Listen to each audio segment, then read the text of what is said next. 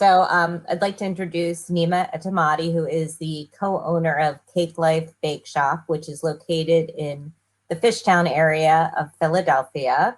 Nima is also, well, Cake Life Bake Shop is also has been a winner of Food Network's Cupcake Wars. They've won Best of Philadelphia accolades. And I will be asking you later about how you got to make Beyonce's birthday cakes. Always a good story. But let's just start with first, tell us about yourself.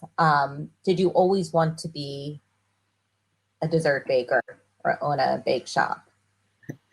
Sure. I wasn't always focused on dessert. I feel like as a young person, I mean, even now, I don't have the biggest sweet tooth, believe it or not. But I always loved cooking, and even I remember in preschool, kind of the first time being asked, like, what do you want to be when you grow up? I remember saying a chef or a carpenter. I always liked the idea of working with my hands, and I always loved feeding people. So whether that was my family or later coworkers, and then the public at large. But what really kind of led me to pastry was like this like weird career path I took that eventually I ended up in editing, and I feel like I really developed my type A personality traits, which pastry chefs are kind of notorious for having. And when I decided to get into pastry after that, or when I decided to go back to culinary after that, I was really drawn to pastry. I think after some of that experience, and it felt like a really good fit. I still like to say I prefer baking with cheese than sugar if I have the opportunity. But yeah, I prefer eating cheese to sugar, so I'm right there with you. So you were in editing. it was. And then you decided to go back to culinary school. Tell us about that decision process.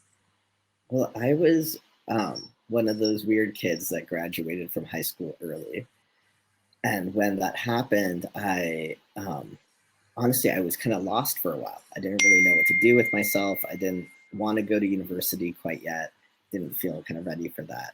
And at some point in some amount of exasperation, I think my dad had been like, just go to some kind of school, please. And I was like, culinary school, that's what I want to do. And I think for the first 3 months, he kept telling me he could still get some of his deposit back. But I persisted with it, and I loved it. And I feel like I learned a lot of good life lessons. It was really like I worked at a few restaurants and catered legally out of my house for a while. And eventually I decided to go and give college a try. And most of my friends were older than me; they were all graduating, and I saw that I didn't want to be a line cook. I didn't want to be up until 4 and 5 in the morning. I saw a lot of my peers in the industry kind of struggling with like substance abuse and stuff like that, and I was just like, you know what, like this just isn't the life for me. I'm going to try something else. And I found, after I went to a liberal arts school and studied film theory, and after that I realized I didn't want to be a professor, and I ended up in art publishing. And I was at Aperture, the Aperture Foundation, which publishes Aperture magazine and a lot of photo books, about 30 odd photo books a year, and does traveling exhibitions and stuff. And I was there for about 4 years, which was long enough to see that I could do that kind of work, but I didn't quite have the passion to make it my life. And I kept finding myself getting more fulfillment out of baking for my colleagues and just cooking for them in general, making stuff at home, bringing it to work, inviting them all over. And I was just getting more and more drawn back to culinary. So that's really the point where I reached an inflection point where I either needed to invest myself further into publishing or change gears. So that's really the point at which I think I gave them like 3 months notice or something. And I was like, look, like, like, I don't want to leave you high and dry, but I do need to make a change. So yeah, I enrolled in a pastry program and kind of changed everything. And so how did Cake Life get started? Cake Life was actually is kind of the second phase of what used to be a cupcake wonderland, which my business partner Lily Fisher began when she was a preschool teacher in Philadelphia after graduating. We had met in college, freshman year. We had been kind of friends throughout, and she was teaching preschool and started making cupcakes, like just kind of with one of her coworkers on a whim, and they looked really cool, and people started ordering them. And she kind of quickly got to the point where she felt like she was teaching by day, baking by night, and it was getting a little overwhelming. And she had decided to stop teaching and enrolled in pastry school herself, totally independently. We weren't really talking about any of this, just kind of like friends in two different cities at this point. And when she was in pastry school, she got invited to Cupcake Wars, went on with her previous business partner, and they won. By the time the viewing party and stuff happened, her then business partner had decided, you know what, like I want to commit myself to early childhood education. That's my path. Like you do this cupcake thing on your own. And around then, Cupcake Wars called and invited her back. So by then I was about to graduate from pastry school myself. And so she called and she was like, hey, like I need a second person to go with me. Why don't you come? So, I went, it was like our third time baking together ever, was like on camera for Cupcake Wars. We came in second on a Champions episode, and we were like, okay, like we feel pretty good about this. Like we enjoyed like working together again. And it was nice kind of, we thought like, how can we do the same thing at the same time and not at least think about joining forces? So that began this period of spending the week in Philly, sleeping on her sofa, working for the business, and then weekends in New York, until deciding to commit to really joining up. And part of that for me was I was like, we have to rebrand. I can't, a Cupcake Wonderland is not my business personally. And and for me, I think one of a big important thing was that I wanted a store to be a main goal. It was originally kind of like a custom only kind of outfit. We had like a a commissary kitchen that we were doing all of our baking out of and connecting with customers through Instagram and Facebook and stuff like that. But for the a dream fulfillment aspect for me for sure was to try to parlay that into a storefront. So yeah, I ended up moving to Philly, joining the business, and after a lot of talks about names and all that, Cake Life was born. Great. So what is the current state of Cake Life Bake Shop? Have you reopened since the pandemic? Kind of. We are on the path, I would say, to reopening just in general. Like the way we were before. We're not quite there yet. Right now, we are doing pre-orders for weekends. We've been taking walk-ups as well recently. This weekend is Mother's Day, so it's only pre-orders, but we are hoping to shift very soon to just doing pre-orders on bigger items like whole cakes, and then just doing walk-up for everything else, and starting to bring people back physically into the shop rather than kind of serving them from right at the front. So these steps are happening now, and happening simultaneously while we hire, because the really like the team needs to grow for the shop to get back to the kind of rhythm that it had before. But it's a weird hiring environment, so we're just trying to make sure that we are mindful of everybody's kind of safety and well-being, and that we add the right people to the team. Yeah. How long was Cake Life in business before the pandemic hit? We had just turned 3, maybe like 4 months before. Right. And what happened when the pandemic hit? Can you talk about how you were able to sustain yourself. I'm sure that, you know, grit and resilience and having a passion for baking and really believing in the idea of cake life helped to pull you through. But can you tell us what that was like? Absolutely. I mean, honestly, it was scary and confusing. You know, we had 1 week where we had like, you know, the weekend where people were starting to say like, hey, like I'm hearing more about this COVID thing. It sounds for real and serious. What should we do? You know, and you know, we were like, everybody wash your hands. Here's a bunch of hand sanitizer. Let's see what happens, right? And so on Sunday, you know, we closed the week with, you know, great, see everybody on Tuesday.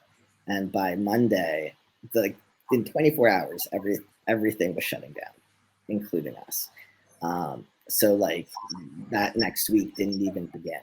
Like by Tuesday morning, we had sent an email to everyone just being like it's essentially not safe to continue from what we understand and that we have to close. That was shortly followed with, you know, the Cake Life being a young business. It put us in a even worse position than most. It put just about every business in a bad position. It put us in a worse one just because, you know, most food businesses on average take 3 to 5 years to get profitable. So having just turned 3, we were kind of like, you know, we were feeling good. We were like, maybe in our 3rd year, we're going to pull this off, which is like on the good side of average. And, you know, we didn't quite get there before the shutdown.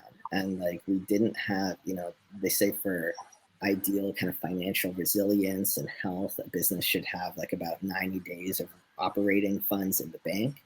We had about 2.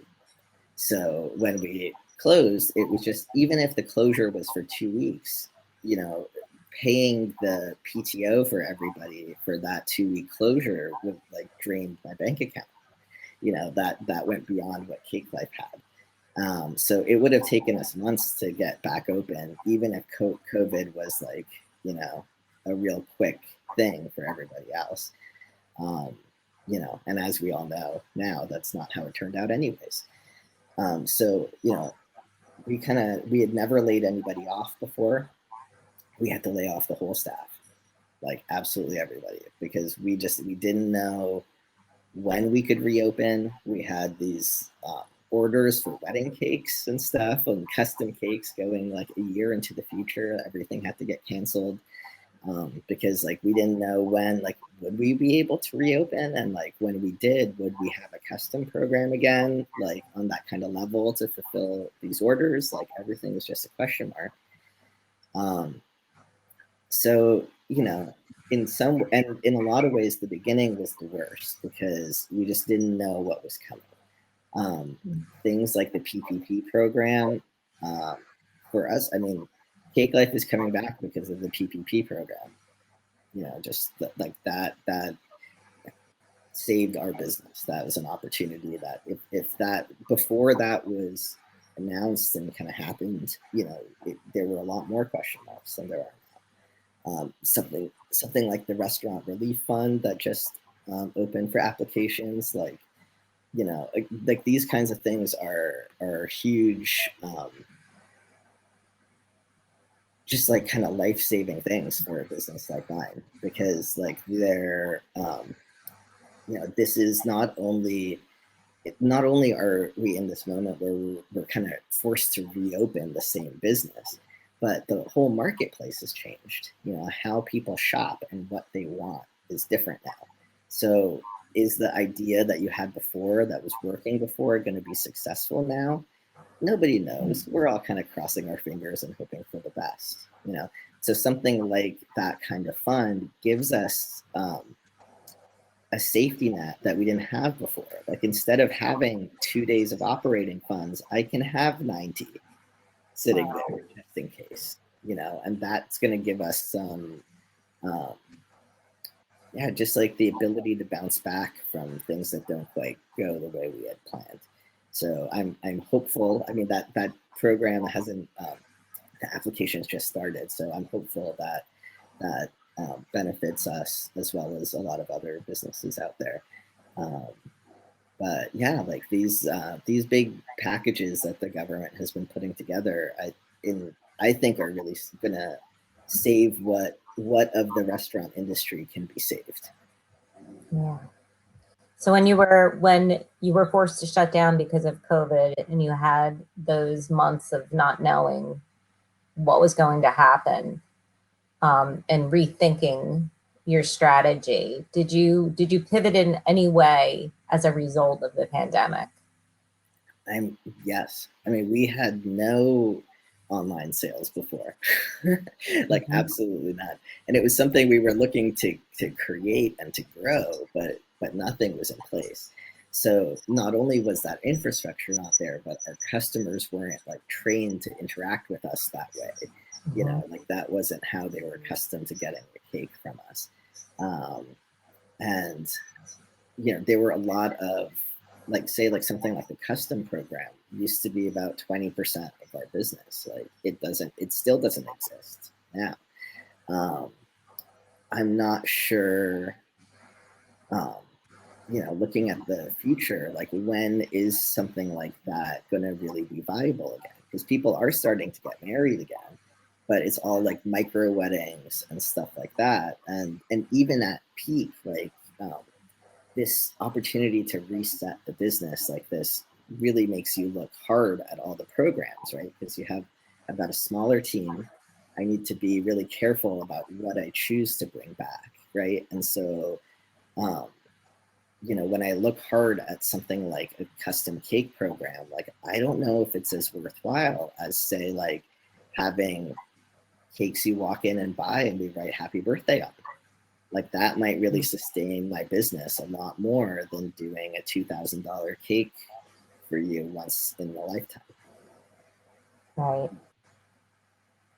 Melissa, can I jump in with a question? Mhm. Absolutely. Great. And Nima, this is amazing things to hear about because it's the real right practicalities of a business and the things that an entrepreneur needs to go through to go to sustain itself.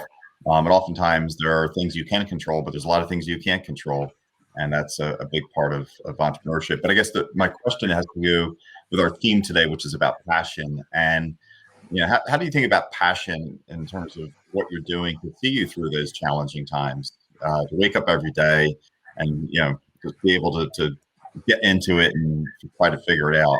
How does passion play into that for you? Yeah, I mean, honestly, it is most kind of alive for me when interacting with our customers. Like there is tremendous fulfillment in seeing how customers connect with your business. And I feel like, especially for something like a bakery, like you you know food is kind of a special thing for people anyway. Like there is kind of this, like, some people kind of call it like a spiritual connection that they have with food, and like families bond through it and all that stuff. Pastry almost more so, I would say, because like it doesn't sustain you. Nobody needs a cupcake, right?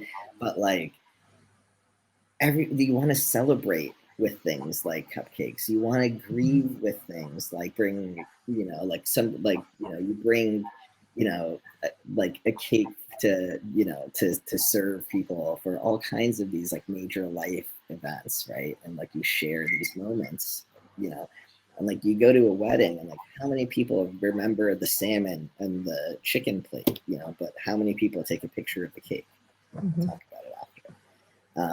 So yeah, like I always feel bad for caterers at weddings, honestly, because I'm like, you've been working on this thing for 2 weeks.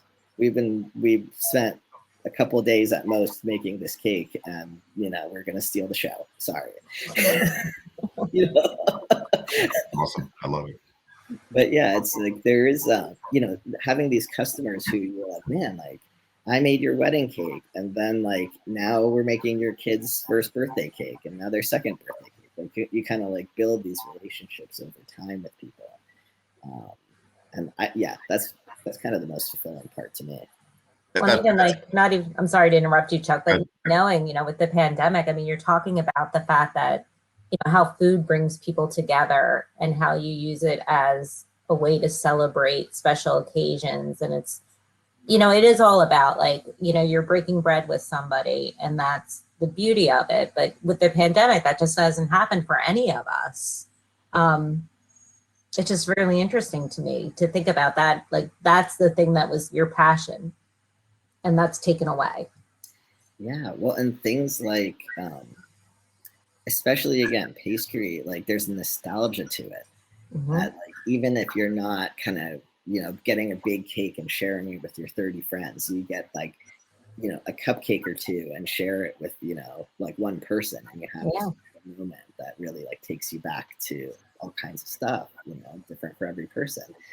And yeah, I remember reading an article about that, what's his name, Buddy from Carlo's Bakery, the cake boss fellow, I remember reading an interview with him, and he was talking about the economic slowdown during the Obama years, and they were like, how did that impact your business? And you know, he said, you know, big custom cakes really slowed down, like, you know, but he's like, you might not be able to afford a $500 over the top birthday cake for something, but you can still spend $5 on a cupcake.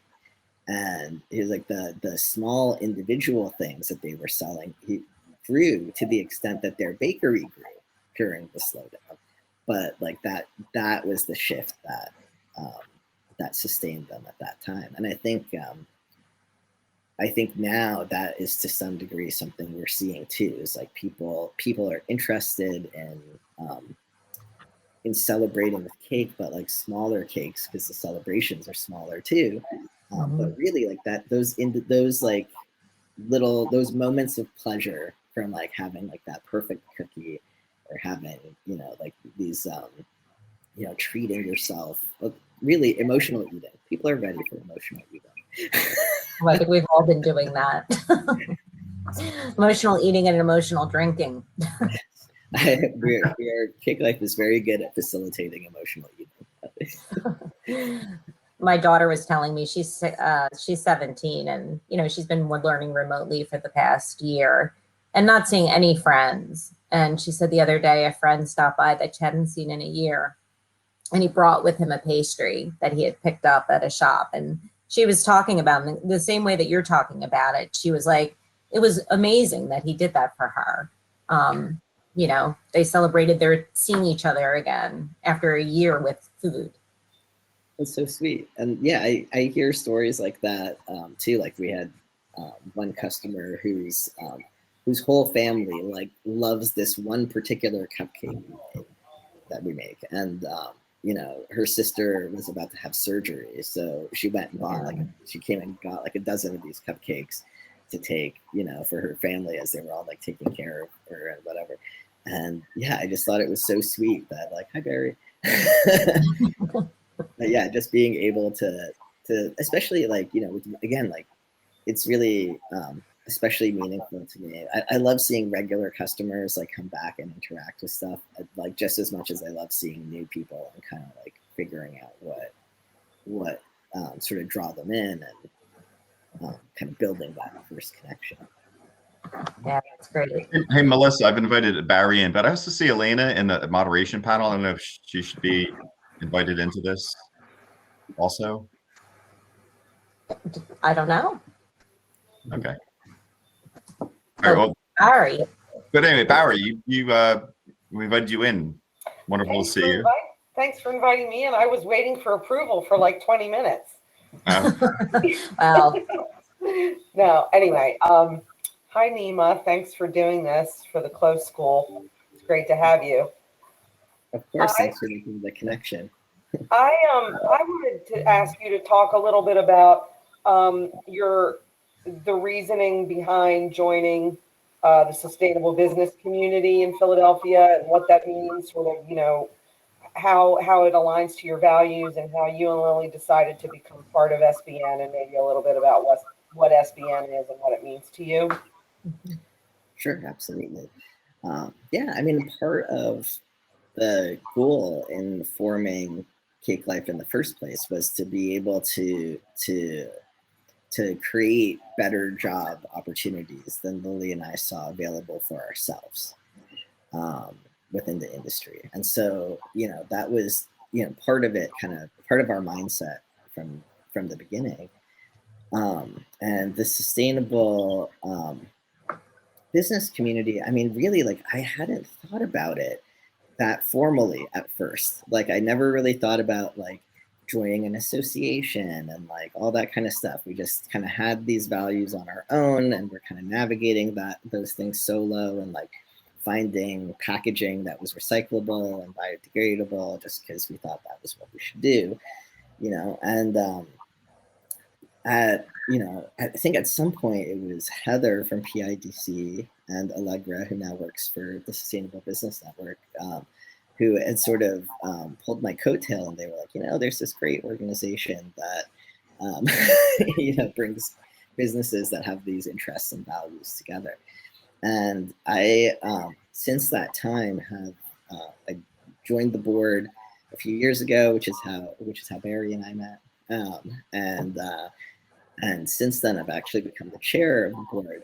And I have to say, I have learned so much throughout this whole time. Like, they're just being able to interact with people of, you know, from my own industry, from other industries, who have the same kind of values and who have tried to implement those things in their businesses. You know, and sometimes with success and sometimes not, and being able to learn from all of that, you know, and being able to learn from people like Barry, who are coming from a different vantage point, you know, than a business owner. Like, again, like, there's so much perspective to be gained and learned. And you know, I think there is,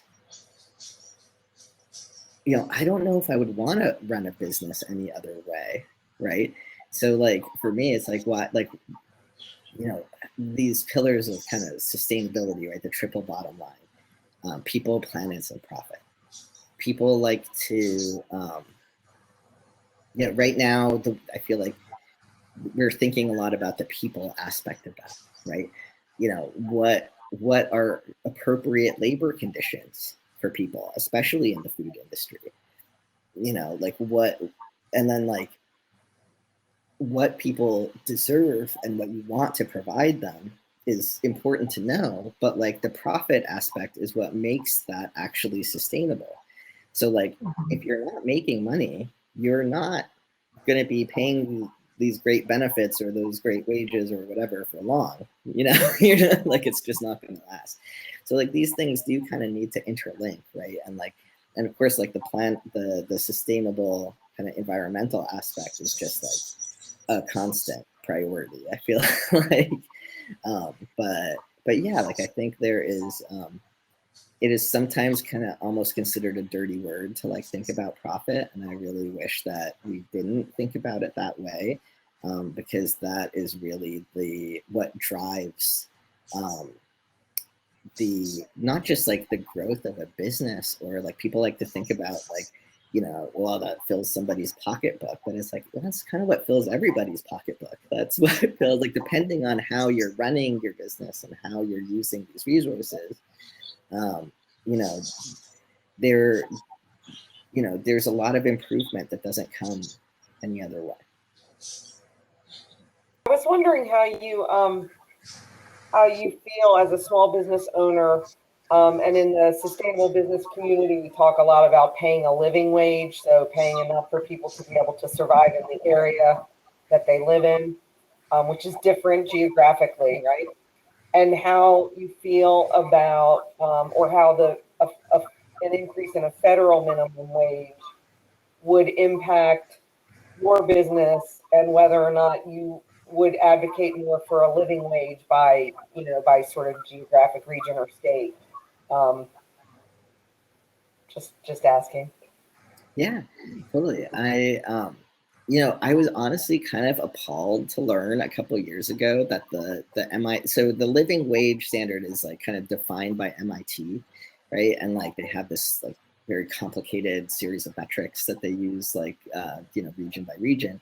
And I was horrified to learn that the living wage in Philadelphia was considered $12.54 at the time, which now it's up to 14 something, thankfully, which feels more realistic. But yeah,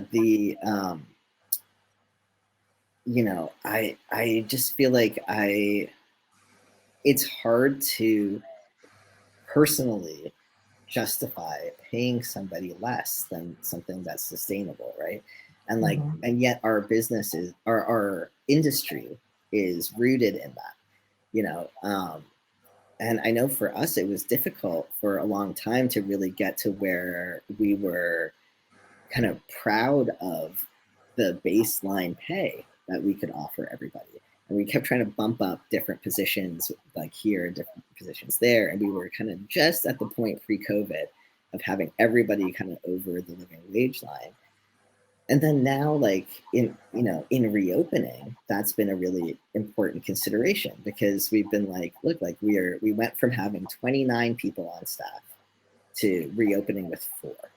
Wow. So like the I think now we have 6. So like the opportunity for change is much greater than it was with 29. You know, like how I can pivot with the resources available is much greater. So like, say in reopening, part of what we've committed to is that $15 an hour is the base wage for all positions at Cake Life. And we're doing tip share across front and back of house.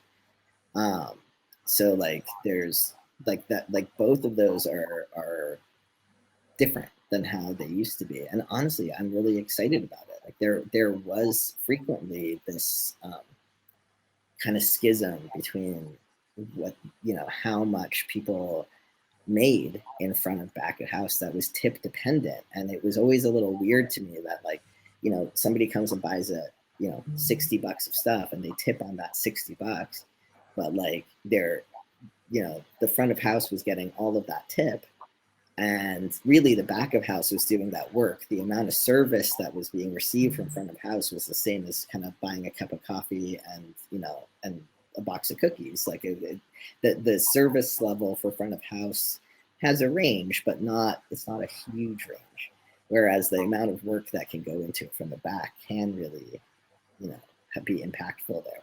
So like, I feel really good about doing tip share, about having, doing that means that the wages for baristas need to be higher because they are going to be less tip dependent. So that's kind of why we're doing $15 is just like a universal base. And yeah, like I would love to see more businesses making that commitment and doing that. And a big part of whether that's going to work for Cake Life, is really about whether or not the customers are willing to support the fact that we will never be the cheapest place for anything if we are paying people the way that we should be, because we're always going to be competing against people who are. So, we really need, like, for us, like our priority is like knowing that we want to make sure we make the best product we possibly can, so that it really feels like, man, like the special thing that's worth an extra buck or two to come to Cake Life and get, because I need people to make that choice to choose us instead of a cheaper thing. Every day, I need hundreds of people to make that choice once we're open as usual, for this to work. And I think part of the reality for customers in general is going to be that, like, if we see industries changing in these ways that we theoretically want them to, we also need to accept that things will cost more, and be okay with that. And like that is, it's a thing that I'm willing to commit to trying and being part of that and hoping to be part of that change that, across the industry. But yeah, just really kind of, I think being part of SBN and the sustainable community helps put a little pressure across my industry as well as others to really kind of like to get with the program a little bit and to give people tools to get there, to be like, you don't need to be so afraid of this. This is how you can make it work. Yeah. I also think it's really important to keep educating the public about this. Right now I feel like small local businesses, like, we're ripe for change. People are trying to support local businesses. How much will that continue after things return to normal? And it's trying to like get that pocket to keep going on and on and on. So I'm willing to do it now. be willing to do it when things are back to normal. And I'm like, oh, I don't know. Like, you have to keep it in front of people, that idea. Agreed. And especially with the possibility that, probability that we'll have a recession to deal with in some way or another. People are going to have less money, and how they choose to spend it is going to really matter. Mm-hmm. Yeah. But yeah, I think for me, my focus is I want to make the best stuff we can make in the best way we can reasonably make it. And, try to work smart business decision wise, but really at a certain point, your fate is somewhat in the public's hands. I need the engagement from the city and from the community to really pull it off, just like every other business owner would. Yeah, I think it's something too that can be the best products, and but there and there will also be a marketplace for people who want to shop at local businesses that are paying people enough to survive, right? That's another reason to drive across town, because I'd rather do that than continue to to patronize a business whose employees have to rely also on a social safety net to survive. So right, I think Melissa's right. The more we talk about it, the more it's in the forefront of in conversation wise, the more important it'll be. And not only that, I mean, it takes a really long time, but the more people can afford to live, to pay rent, to buy food, to send their kids to decent school, to the more they engage in the local economy. So it's kind of like the dollars stay in the community longer, and all of that stuff. I mean, we know what the arguments are, but I think businesses like yours that take a lead in those kinds of activities are really doing really great work. And I'm glad that you said that thing about profit, because sometimes in the circles of triple bottom line, purists are very sort of profit is a dirty word, and that's ridiculous, because you have to be able to sustain, and there's nothing wrong with making money. I mean, it's a good thing. So I'm glad you said that. Thank you.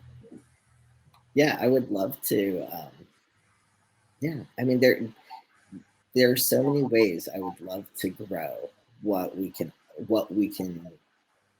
Well, I would love to grow, period, right? And one of those ways is in terms of what we can offer our staff.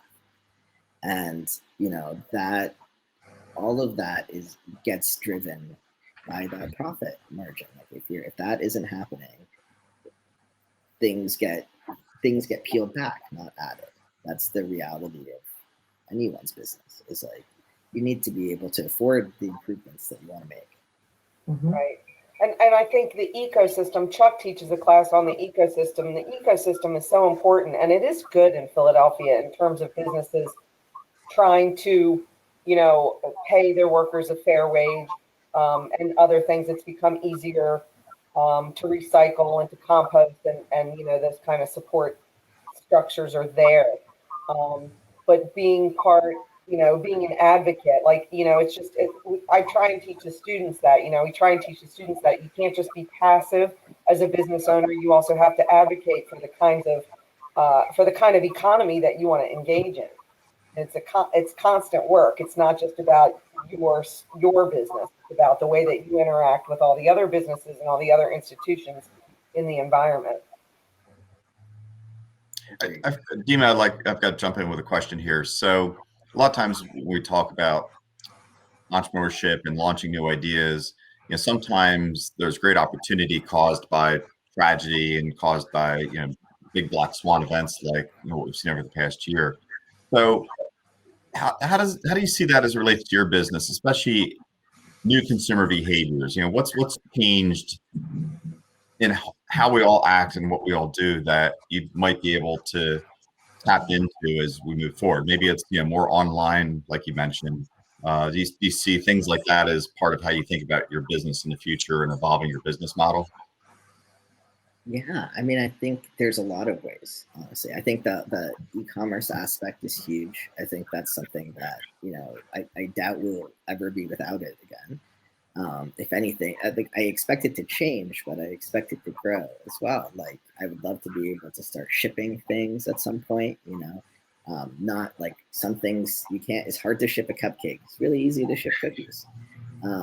So some of that is there, some of it, like when I look back, right, like it's like they say, right, hindsight is 2020. Like looking back, I we weren't efficient enough, and that was part of what dragged out becoming profitable in the first place. So like, we on any given day, if I counted all the things we were making that we were selling, there were probably about like 60 to 80 different things. And that's way too much.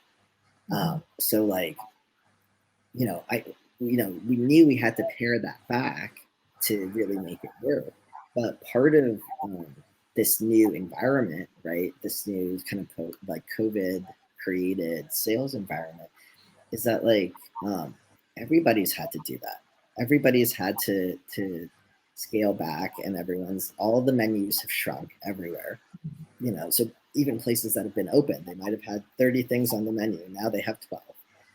And the consumers are acclimated to that too. Like, so people are grateful that we're open and that we have stuff, and they're less inclined to be angry that we don't have that one particular thing that they want. They're like, glad you're here. Maybe you'll have that again one day. Still glad you're here. And so like that is a much more welcoming environment to make some of these changes than it could have been otherwise. Like if we just went from, to having half the selection that we did before, I think we might have had a lot more, just like a rockier road with some of our customers before. And, I think like people are just generally appreciative of, especially for food businesses. Like, I feel like your existence and your your like kind of your willingness to like we were saying before, like pastry gets nostalgic for people and they have these like emotional connections to it. So like I think being able to kind of offer that back again, especially when we closed, pretty much when that initial shutdown first happened. So I feel like it's also giving people a bit of nostalgia for pre-COVID days, because that's kind of what they've associated Cake Life with. Like we weren't really functioning during the worst of it. So yeah. Well, I mean, I think people really, really miss going out to restaurants, and that whole idea of, I mean, Cake Life will give us, once you reopen, we'll have an opportunity to like go out to a store again and, pick out a pastry from behind a shelf. Exactly. Are really like missing that. Yes. And so Barry wants me to ask you about Beyonce, which I said I would earlier. So before the time ends, tell us, Beyonce wind up buying a cake from you, 2 cakes from you, or how many? Well, we've now served her for 2 birthdays. The birthday in between, apparently she was out of town, so we don't take it personally. But but yeah, well, and actually that year they came through on a tour and we dropped stuff off for them. But they I've heard 2 theories about how this came about, and honestly both could be true. Because her team could have heard about us both ways, really. One was that I heard they had been staying at the Logan Hotel, and we have delivered many a wedding cake to the Logan, and that someone at the hotel had recommended us.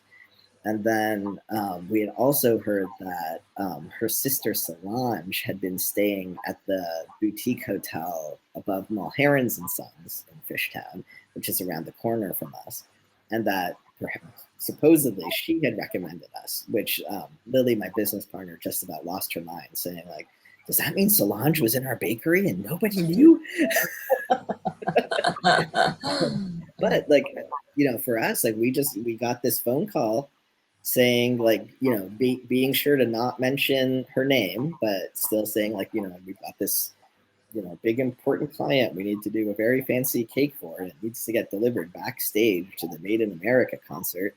And the email was from like Sean Carter Productions, which is Jay-Z's production company, And so my business partner, I mean, if you had asked her when we first opened the business, like, what is your ultimate dream? She was like, to one day bake for Beyonce. That was like her number one. So like, as soon as this happened, she was just like, she was all over it. She was like, if she saw right through it, she was like, I'm not like, she's like, I won't believe it till we're like actually delivering this cake, but like, I think this is what's happening. And, so that year they got like this like beautiful geode cake as well as some other like kind of stuff on the side. And yeah, like getting it, like I think we never met her, but like we like delivered it to the door that said Beyonce chef, and Lily was like, this is it, like it's happening. And like we never got pictures after that. Like there was never anything. Like we just had the pictures we took, and like that was it. And then like 2 years later, the next year they came through town. We delivered stuff to the tour, and then the year after, they were like, like she's back for her birthday this year, but there isn't really that much time for a big fancy cake. And they came and just bought 2 cakes out of the case, like everybody else does, and like we wrote on them with the little "Happy Birthday B."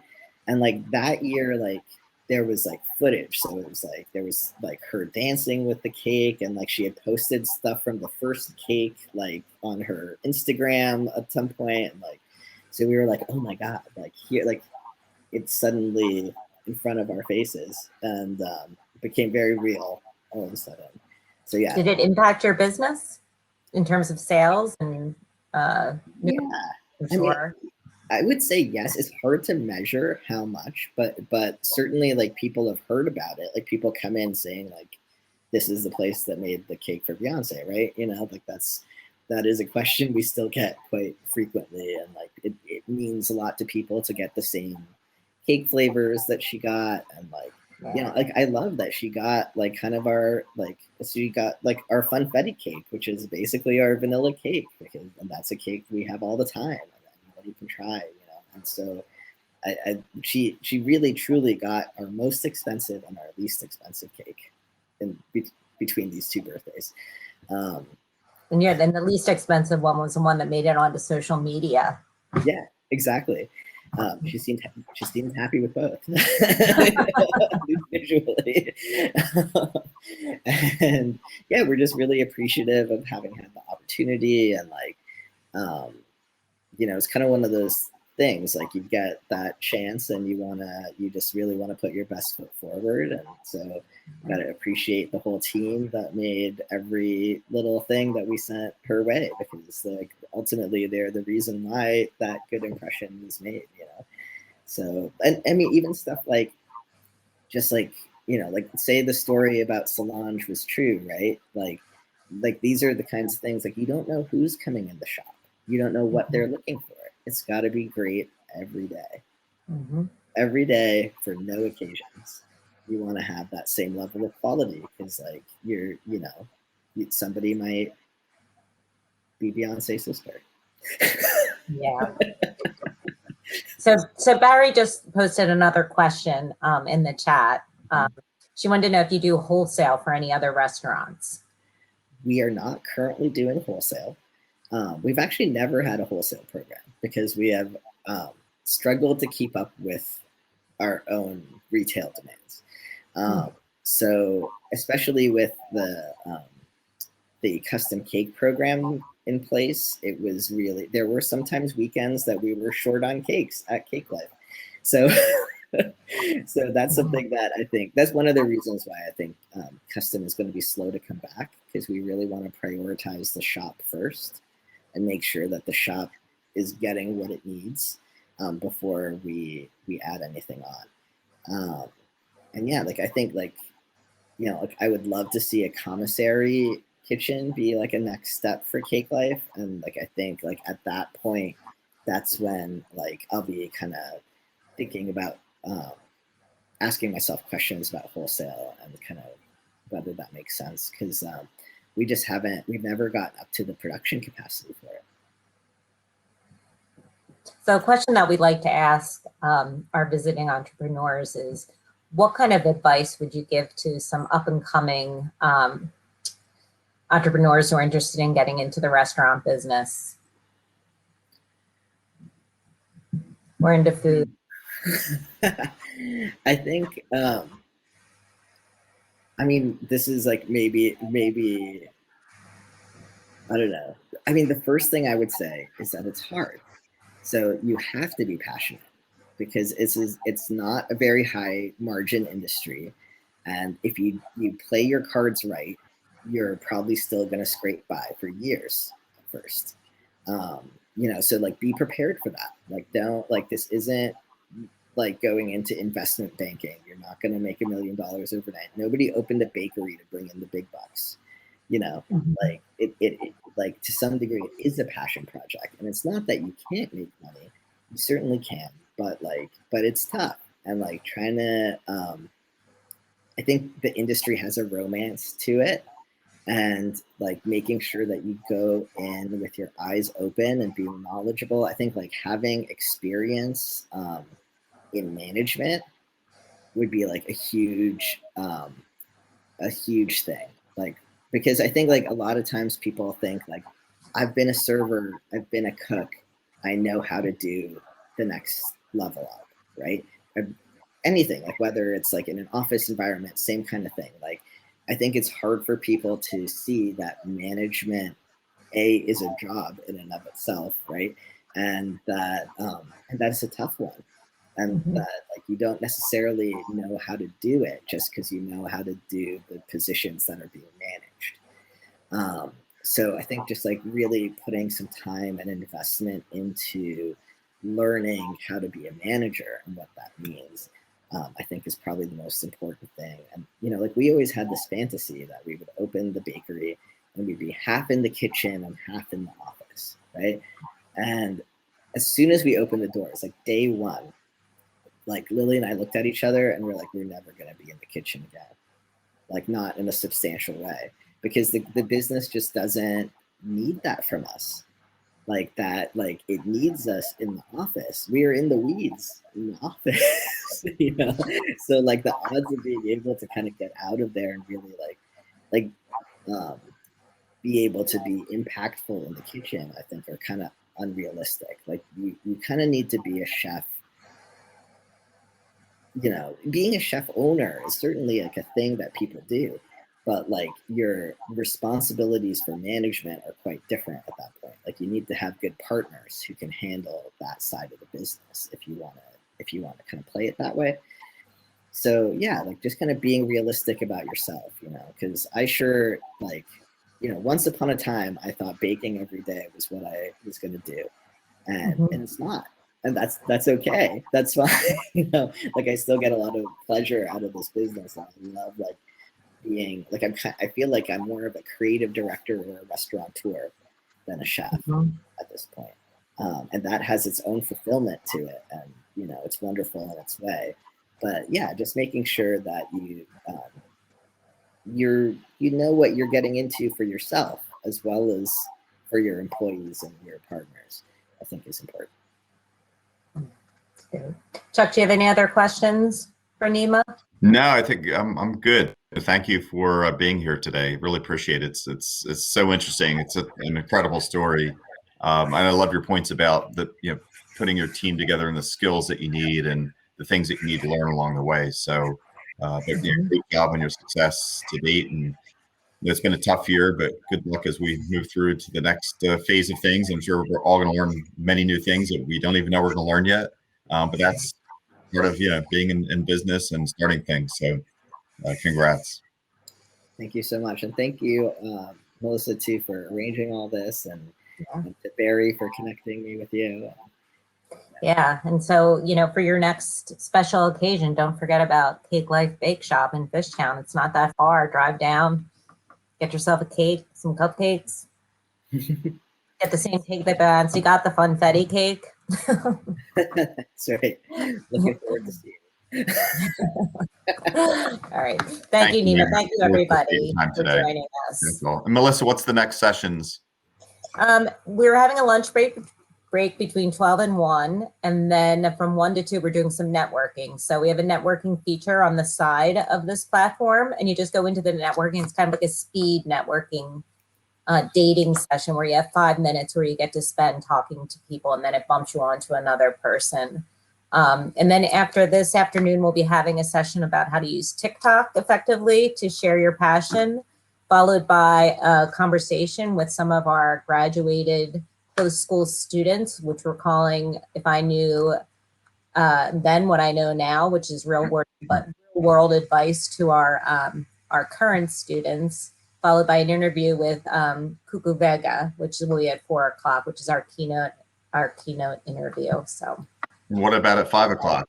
At 5 o'clock, yeah, that's the big highlight of the day. That's the fun part where we have 2 of our professors, Damian Salas and John Wilson, are passionate about music, and they're going to be sharing their musical passions with our audience. They're going to be playing a song for all of us in honor of Cinco de Mayo and 5 o'clock. So tune in for a really fun event at 5 as well. Nice. Well, thank you again. Really. Yeah, thank you, Nima. Okay, bye-bye.